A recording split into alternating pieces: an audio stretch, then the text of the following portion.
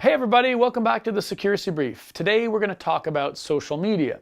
And more specifically, what we're going to talk about is whether or not you're allowing people to access social media, that is using their own devices in your network, or more importantly, using company devices.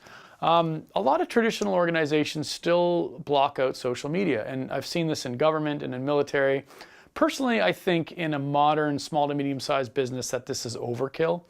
Social media is an integral part of people's lives, and in a lot of cases, it's a really important part of your business as well.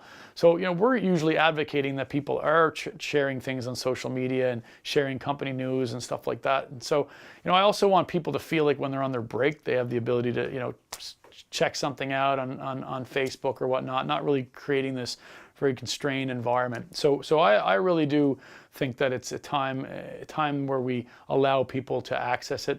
Now, obviously, the first thing you're going to want to do if you make that decision is just to make sure that there's a clear policy around social media and other personal use of the technology assets. So having a policy that dictates what is acceptable and what is not acceptable.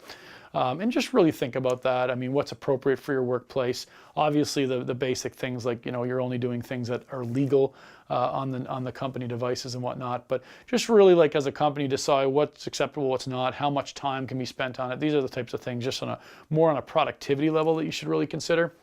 And then in terms of securing the devices to ensure that the devices are not going to be subject to any threat while being used for personal use. So a couple of the things that I would recommend would be, first of all, hardening the machine. So this is just basic practice on how to make the devices more secure. So things like not using an admin login for general daily use, having a standard login, having encryption on the device, having the firewall activated on the device. These are going to go a long way to help.